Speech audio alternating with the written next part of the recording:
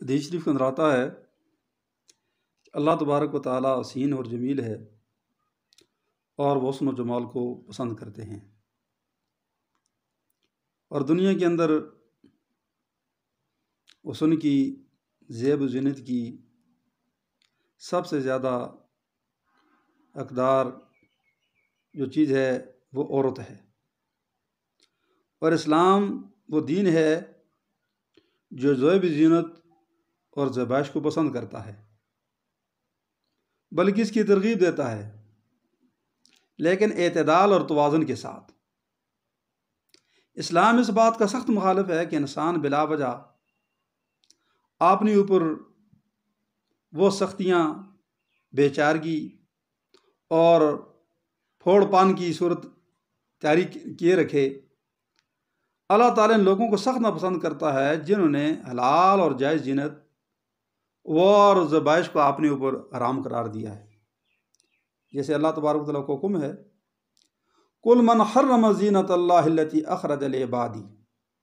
ए नबी सल्लल्लाहु अलैहि वसल्लम, आप कह दीजिए कि अल्लाह की जीनत को किसने हराम करार दिया है, जिससे उसने अपने बंदों के लिए तख्लीक किया है। अल्लाह ताला ने नमाज से कबल जीनत अख्तियार करने की ताकीद दी है। रब्बुल आलमीन फरमाते हैं, खुज़ू ज़ीनतकुम हिंद कुल्ल मस्जिद। हर इबादत के मौका पर अपनी जीनत से आरास्ता रहो।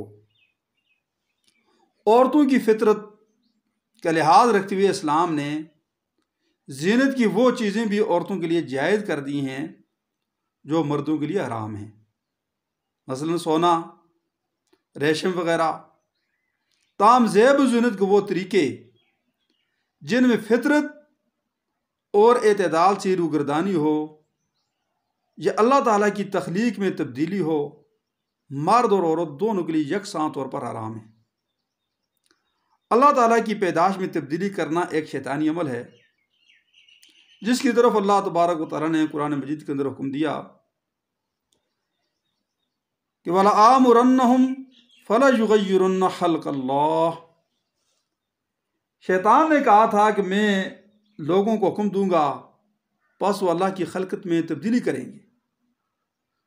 इसलिए रसूलुल्लाह सल्लल्लाहु अलैहि वसल्लम ने उन औरतों पर लानत फरमाई है जो हाथों या जिस्म के किसी दूसरे हिस्से पर गुदवाती हैं, या दांतों को काट काट कर नुकीला बनाती हैं, या आबरू के बाल तरछुआ कर दीदा ज़ेब बनाती हैं, या असली बालों में नकली बाल लगाती हैं।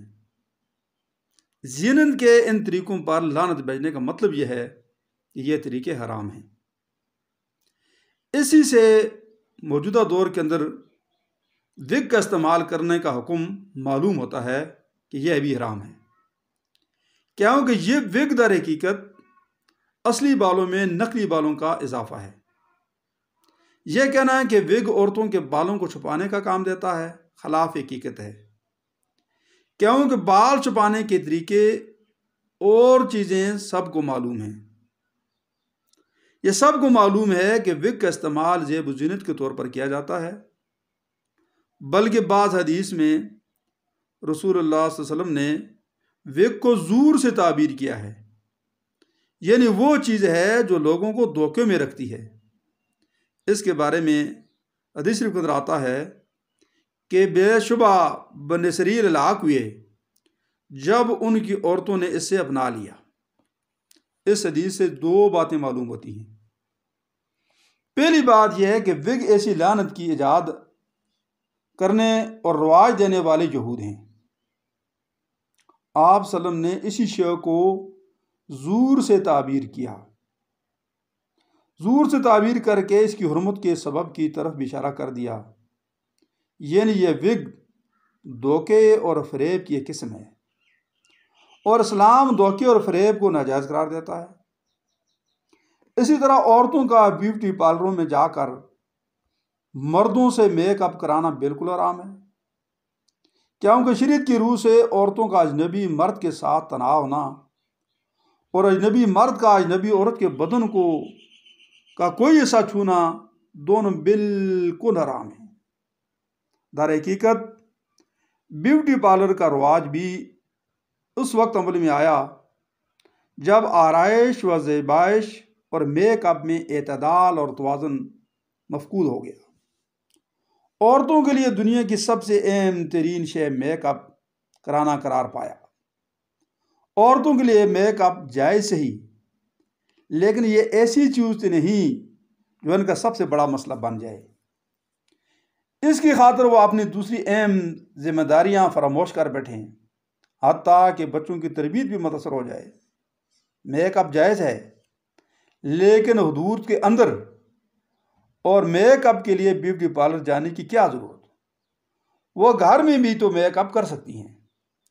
उन्हें चाहिए कि घर ही में रहकर मेकअप करें, और अपने शोहरों के लिए ना कि राह चलने वालों के लिए। अपने शोहर के लिए औरत बन संवर सकती है, शरई हुदूद के अंदर रहकर जितना अच्छा वो लिबास पहन सकती है, अपने आप को जितना आरास्ता पेरास्ता कर सकती है, खूबसूरत बना सकती है कि देखने में वो अपने शोहर को भली मालूम हो। यह तो बिल्कुल जायज़ है। लेकिन अल्लाह तबारक व तआला के हकूक़ को पामाल करके गैर औरतों के पास, गैर महरम मर्दों के पास जाना और वो तरीके इस्तेमाल करना कि जिसको शरीयत ने हराम करार दिया है, यह औरत के लिए जन्म का सबब बन जाएगा। बहरहाल अगर ब्यूटी पार्लर जाना ज़रूरी हो तो यह सूरत में जायज़ हो सकता है जबकि ब्यूटी पार्लर में काम करने वाली सारी की सारी औरतें हों और तो मर्दों का दाखिला बिल्कुल ममनू हो, वरना ये बहुत बड़ा नासूर होगा और औरत का अपने आप को जन्मी बनाना है। इसलिए इस्लामी तालीमात का मर्द औरतों दोनों को ख्याल रखना इंतहाई ज़रूरी।